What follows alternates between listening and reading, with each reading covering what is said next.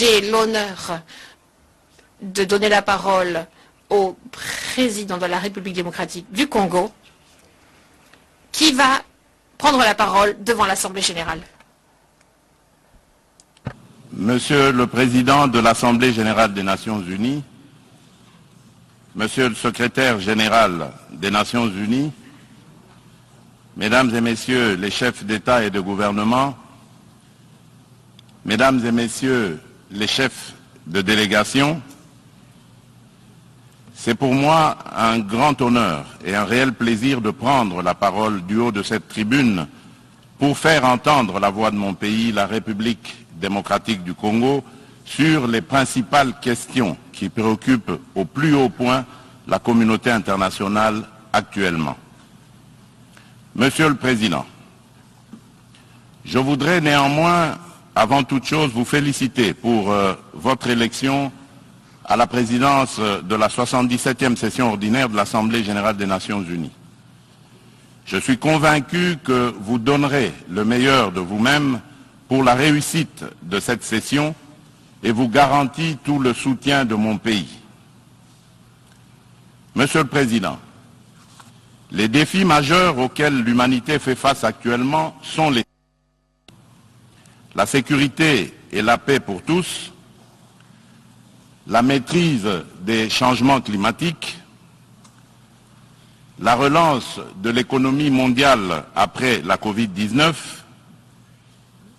la lutte contre la pauvreté et la promotion du bien-être collectif. Ces principaux défis sont complexes et intimement enchevêtrés. Conscient de cette réalité, je salue le choix judicieux et la pertinence du thème central de ces assises, à savoir un tournant décisif des solutions transformatrices face à des défis intriqués. À l'évidence, le relèvement de ces défis exige plus de concertation, plus de coopération et plus de solidarité entre les États et les nations. Le maintien de la paix et la sécurité internationale constituent le fondement et l'objectif primordial de la création de l'Organisation des Nations Unies. Ni l'indifférence, ni l'immobilisme, ni l'attentisme de sa part ne sont par conséquent admissibles face à toute menace contre la paix et la sécurité internationale. À ce jour, la question de la sécurité et de la paix internationale se cristallise autour de la lutte contre le terrorisme ainsi que l'extinction des foyers de tension en Europe et en Afrique. En effet, le terrorisme n'a épargné aucun continent. Après l'Asie, l'Europe occidentale, l'Amérique du Nord, il se métastase en Afrique,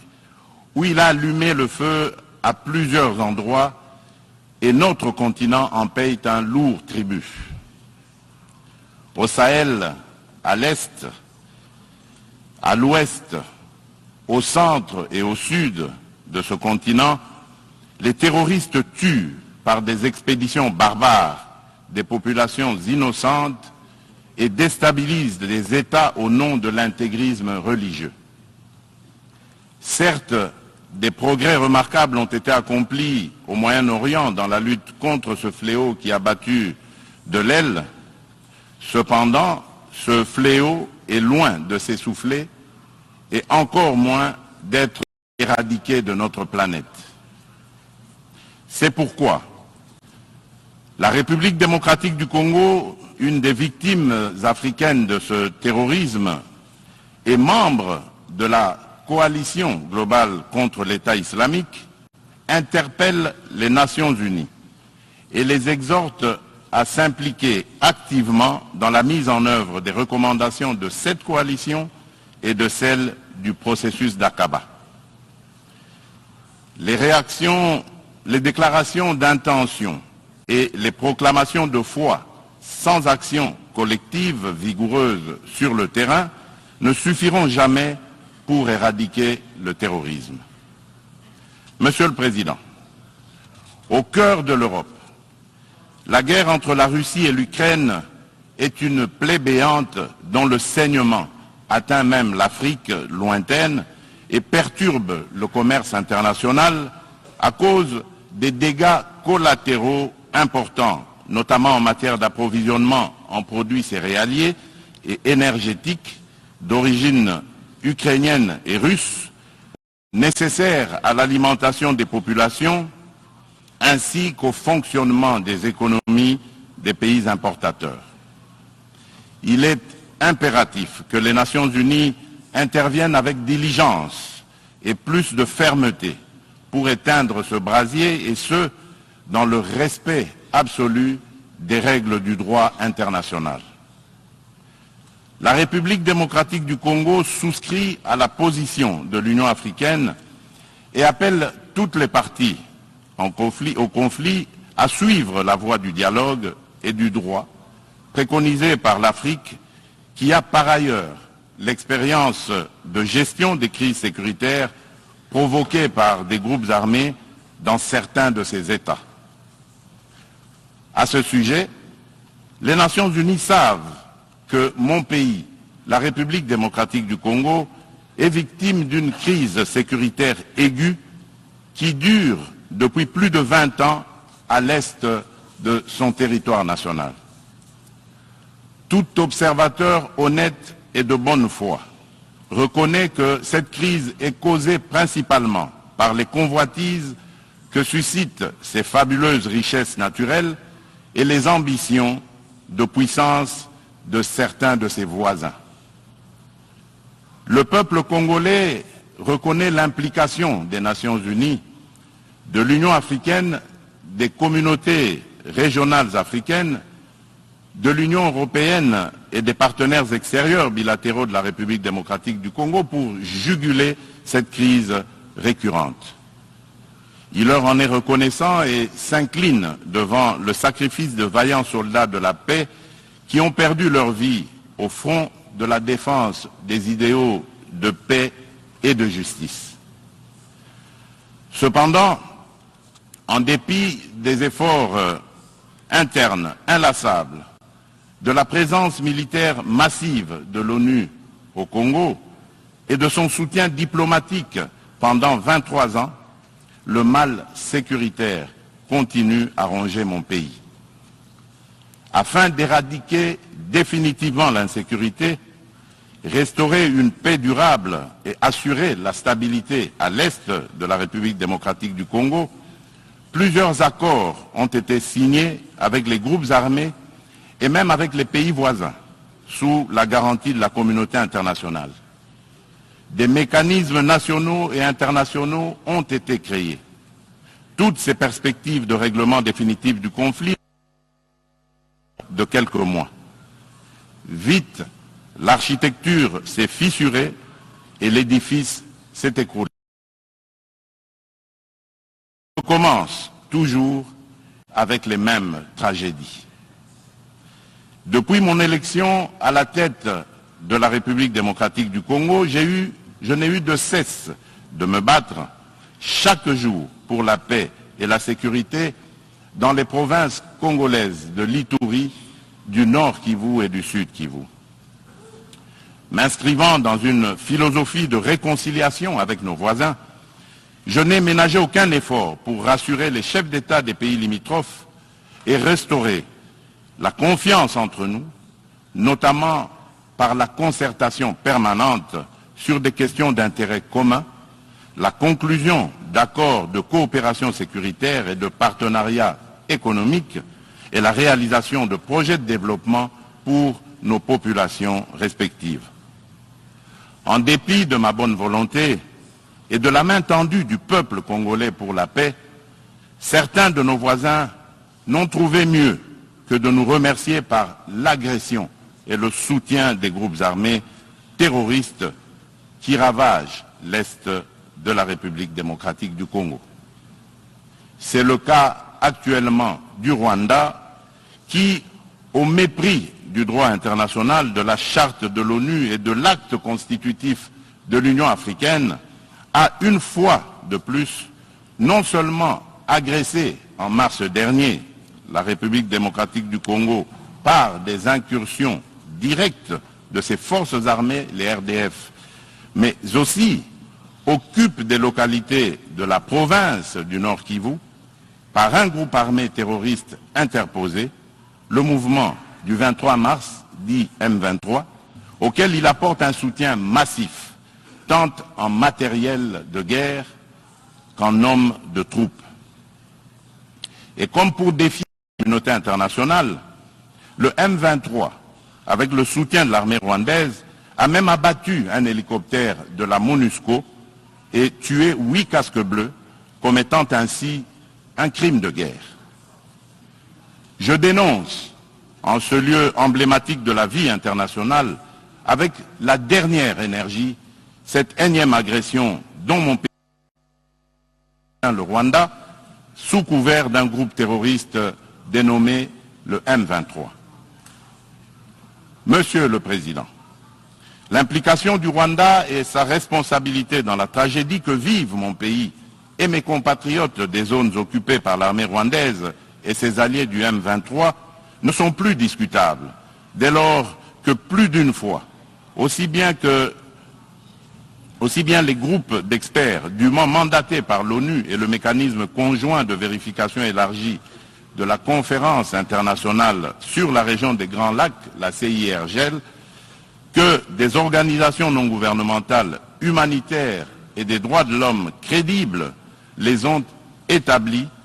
dans des rapports documentés et objectifs à la limite du scientifique.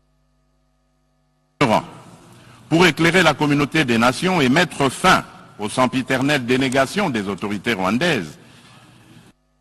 le gouvernement congolais réitère sa demande au président du Conseil de sécurité de distribuer officiellement aux membres du Conseil le dernier rapport des experts de l'ONU sur la situation sécuritaire à l'est de la République démocratique du Congo et de le faire examiner avec diligence par lui afin d'en tirer toutes les conséquences qui s'imposent sur le plan du droit, de la paix et de la sécurité internationale. Il y va de l'image et de la crédibilité de notre organisation. Procéder autrement serait, d'une part, encourager le Rwanda à poursuivre son agression, ses crimes de guerre et ses crimes contre l'humanité en République démocratique du Congo, et d'autre part, nourrir davantage la suspicion légitime des Congolais sur l'impartialité de l'ONU, ainsi que la complicité de certains de ses membres dans ces crimes. C'est pour mettre fin à cette suspicion et dissiper l'ambiguïté de certaines positions du Conseil de sécurité sur la crise sécuritaire à l'est de la RDC, ambiguïté qui excède la population congolaise et exacerbe la tension entre elle et la mission de l'ONU pour la stabilisation du Congo, la MONUSCO, que le gouvernement de mon pays a demandé la réévaluation du plan de retrait progressif et responsable de cette mission. Cette démarche d'ajustement est exigée par le constat unanime, même au niveau le plus élevé de notre organisation, des faiblesses regrettables de la MONUSCO, ce qui affecte certainement l'efficacité et la légitimité de l'action de l'ONU en République démocratique du Congo. La réévaluation du plan de retrait de la MONUSCO ne peut par conséquent nullement remettre en cause les relations entre mon pays et notre organisation. Quoi qu'il en soit, je réaffirme haut et fort à cette tribune de la plus haute instance internationale de gestion des affaires du monde, la détermination du peuple congolais et de ses dirigeants de défendre toujours, jusqu'au sacrifice suprême, l'intégrité territoriale, l'indépendance et la souveraineté de leur pays, dans le respect, bien sûr, du droit international et des engagements pris au sein des organisations internationales dont il est membre. C'est ici le lieu pour moi de préciser que l'État congolais et la société civile ne permettront jamais à quiconque de tenir le discours de la haine tribale, ethnique et raciale ou xénophobe dans notre pays. La Constitution de la République et les lois congolaises interdisent un tel discours et le sanctionnent sévèrement. Nul ne peut donc prétexter de ce discours imaginaire pour justifier des aventures criminelles au Congo, diviser les Congolais et fragiliser l'unité nationale à laquelle tous mes compatriotes tiennent. La République démocratique du Congo n'est pas et ne sera jamais génocidaire. De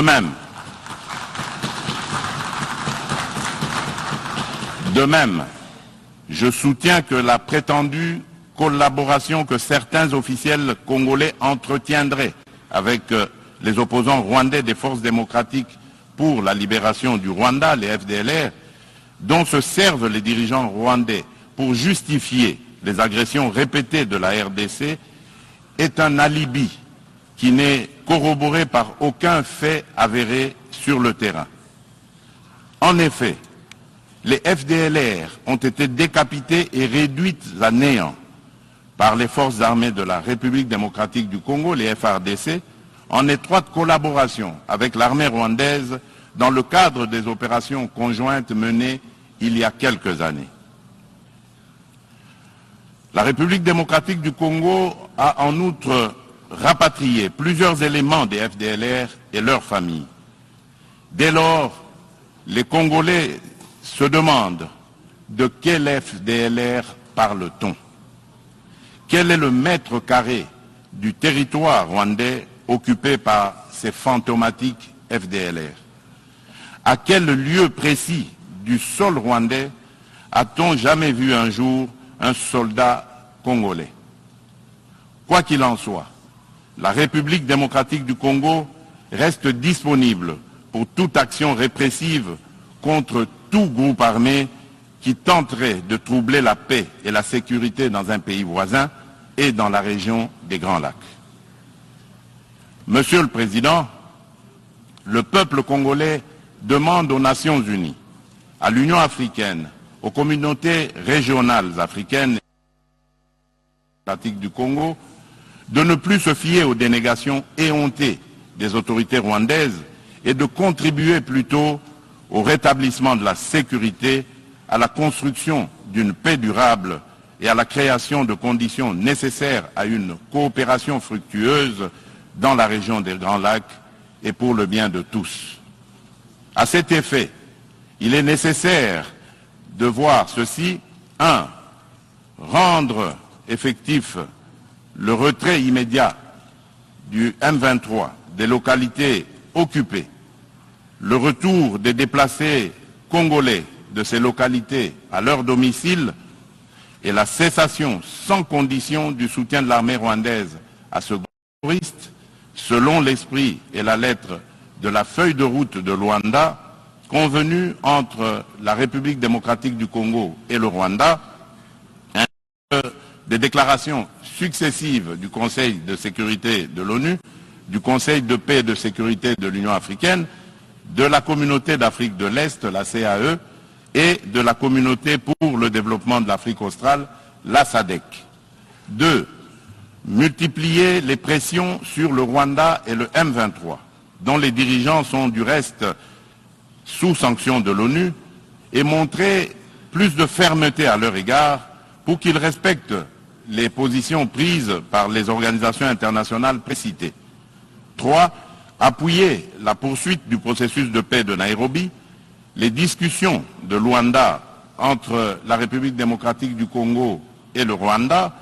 et le déploiement de la force régionale de l'Afrique de l'Est, dont le statut et les règles d'engagement viennent d'être signés le 8 septembre dernier à Kinshasa, successivement par le gouvernement congolais et le secrétariat général de la CAE,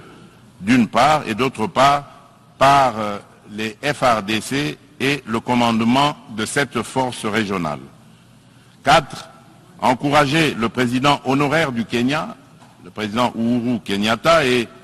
le président de l'Angola, de la République d'Angola, João Lourenço, médiateur de la CAE et de l'Union africaine dans la crise sécuritaire en République démocratique du Congo, à poursuivre leurs bons offices.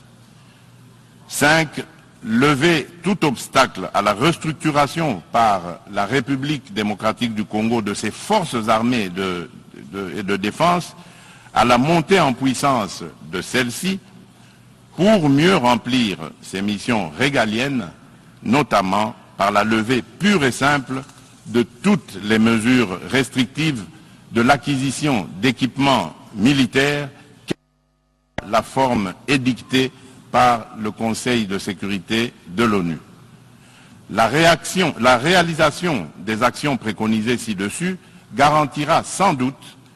le peuple congolais de la certitude d'un règlement de la crise et facilitera un dialogue constructif entre toutes les parties concernées quant à ceux.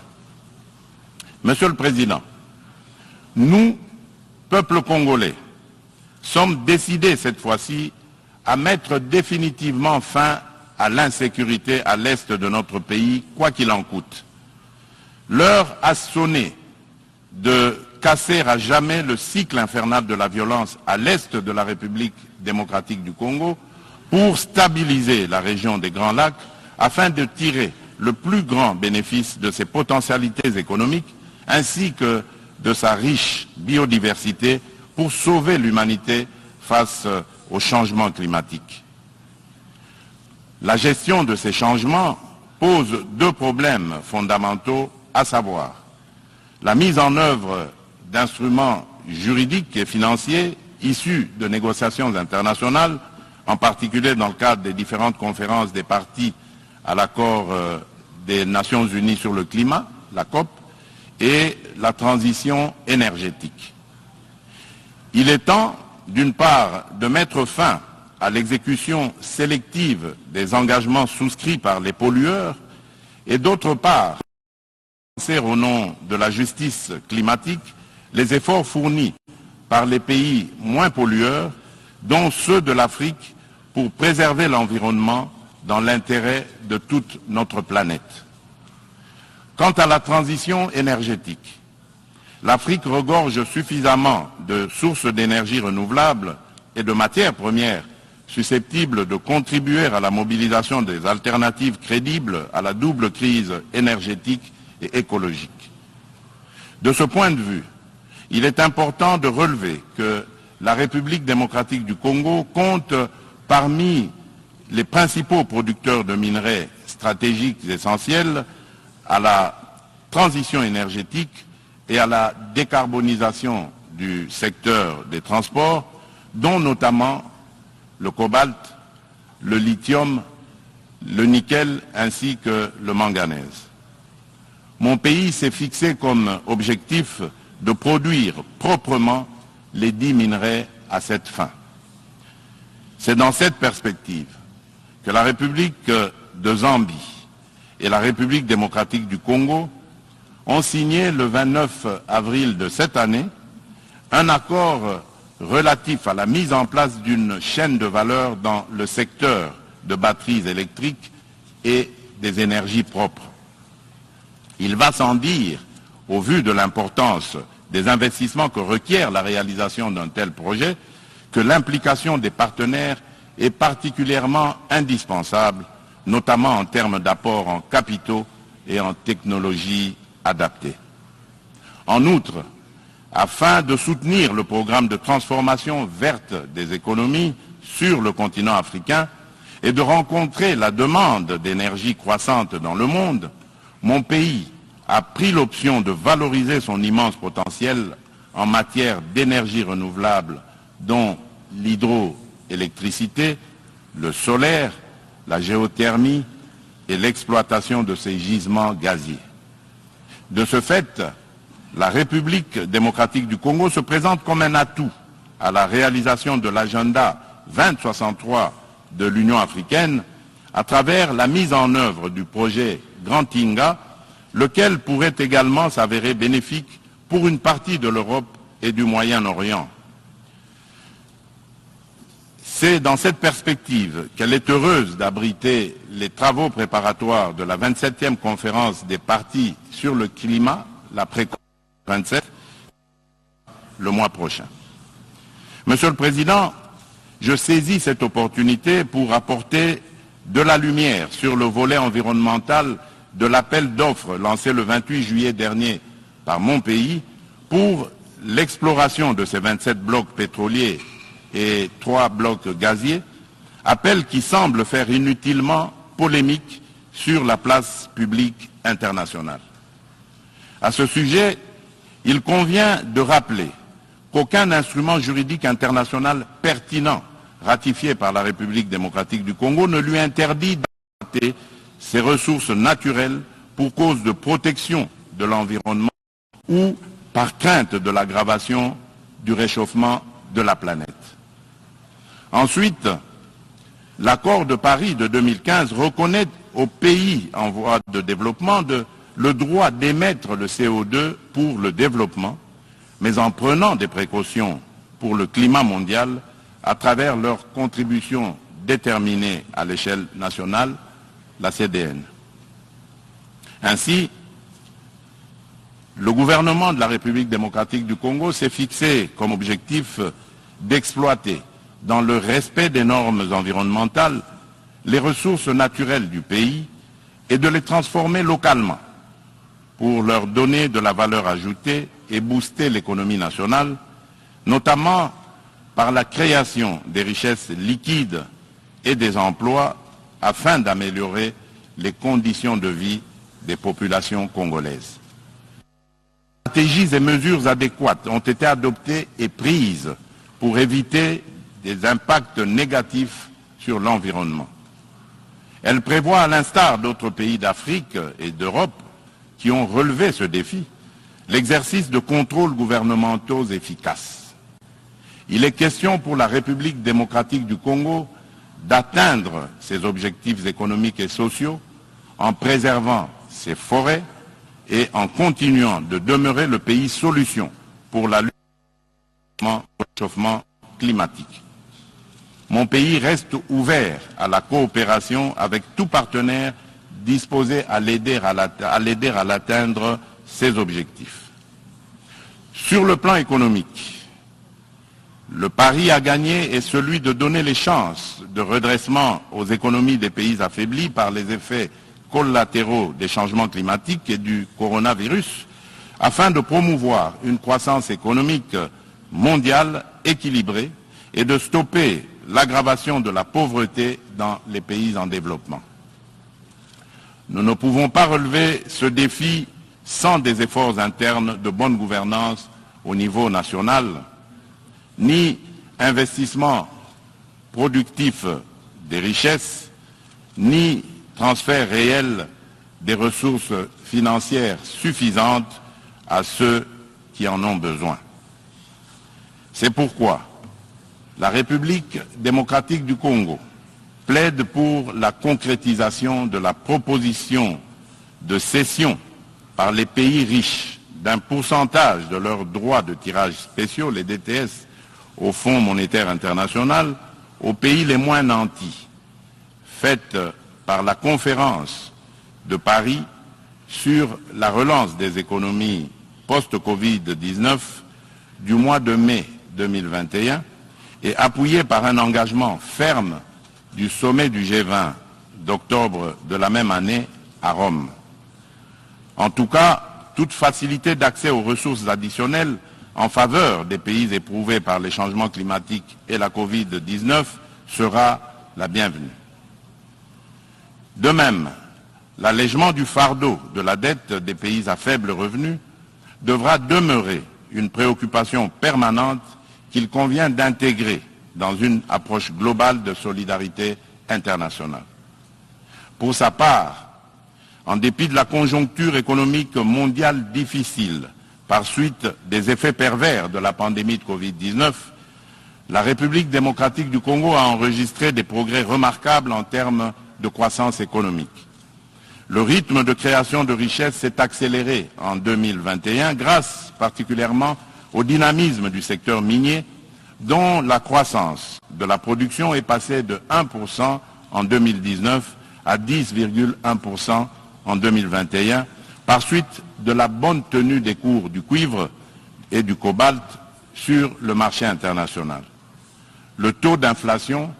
et celui de change du franc congolais sont restés relativement stables.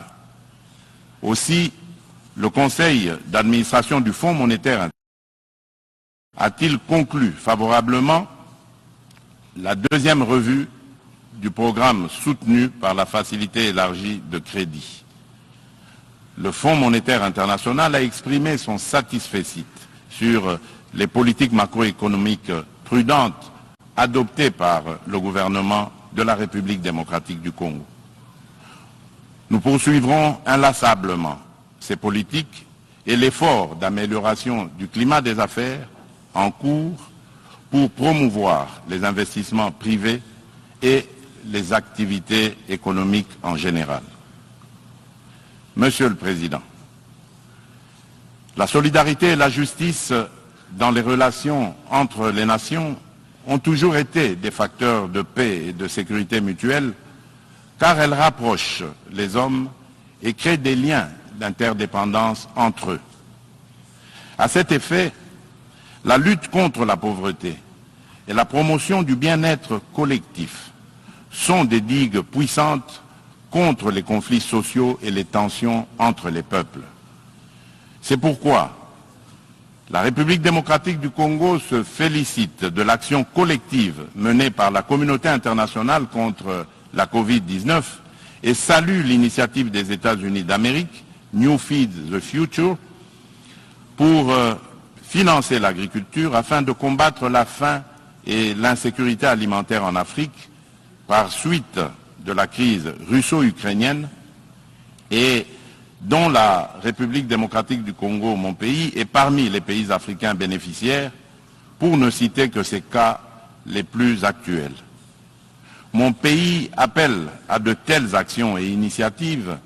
et non seulement contribue à résoudre les problèmes de survie au quotidien et à créer des emplois accessibles au plus grand nombre, mais aussi distribue des revenus et du pouvoir d'achat à la base. En revanche, solidarité et de la justice internationale, nous nous posons des questions sur le maintien des sanctions contre le peuple du Zimbabwe, des sanctions qui de plus datent de l'époque du défunt président Robert Mugabe. Pourquoi notre organisation est-elle si silencieuse et si indifférente à la limite du crime contre un peuple innocent? En ma qualité de président en exercice de la Communauté pour le développement de l'Afrique australe, la SADC, je lance un appel pressant aux Nations Unies de mettre tout en œuvre pour obtenir la levée immédiate des sanctions contre la République du Zimbabwe et son peuple.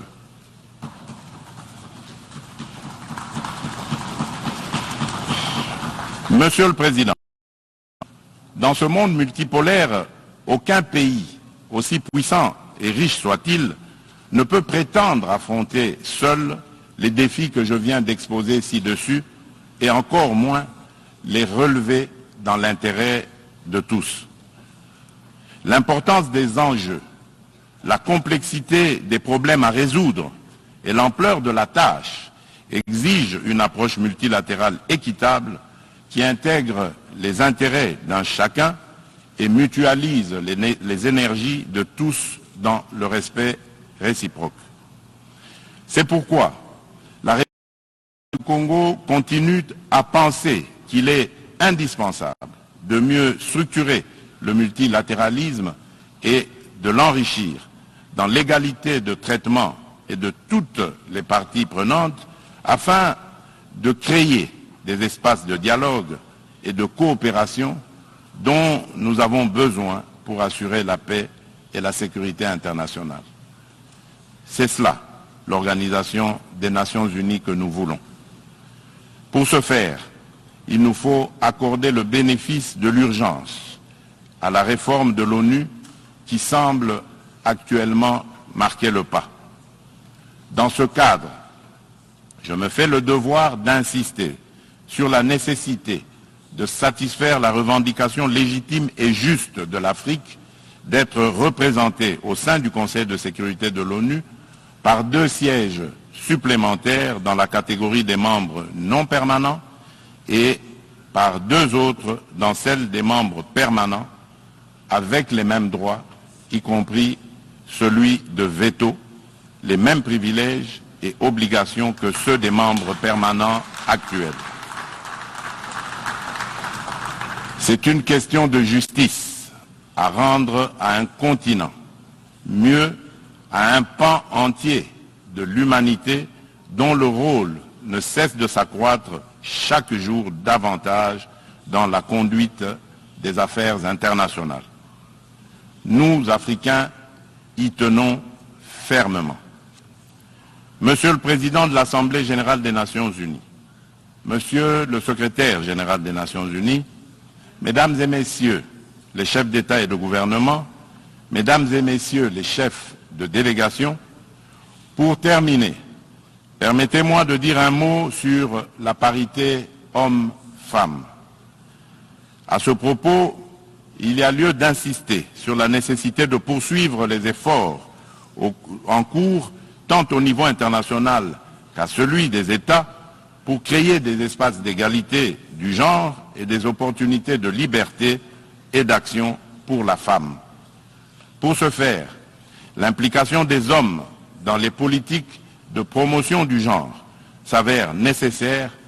parce que d'une part, l'homme partage la vie avec la femme et d'autre part, depuis des temps immémoriaux, pour des raisons diverses, l'homme s'est forgé une prééminence sur la femme qui lui confère une influence déterminante sur le destin de cette dernière. Nous devons mettre un terme à cette situation de fait. C'est pourquoi, lors de mon mandat à la tête de l'Union africaine, j'ai initié une rencontre des chefs d'État et de gouvernement de l'organisation continentale sous le thème de Conférence des hommes sur la masculinité positive. De ce rendez-vous historique tenu à Kinshasa en 2021, il est sorti une déclaration de l'Union africaine contenant l'engagement des hommes, notamment celui des chefs d'État et de gouvernement, de mettre fin aux violences faites aux femmes et aux filles et apporter des réponses appropriées à cette problématique. Cette déclaration constitue une véritable charte de l'Union africaine pour la femme que je m'attelle à matérialiser en ma qualité de champion de l'Union africaine pour la masculinité positive. C'est dans ce cadre que j'ai entrepris de promouvoir davantage la Congolaise qui occupe aujourd'hui de plus en plus l'avant-plan de la gestion des affaires publiques au sein des institutions politiques, judiciaires de mon pays. Cette politique volontariste devra permettre dans l'avenir un changement radical, non seulement de perception de la femme et de son rôle dans la société, mais aussi dans la prise en charge par la femme elle-même de son destin. En effet, la parité n'est pas un cadeau fait à la femme, mais une responsabilité qu'elle doit assumer. Je souhaite plein succès aux travaux de la 77e session ordinaire de l'Assemblée générale. Je vous remercie.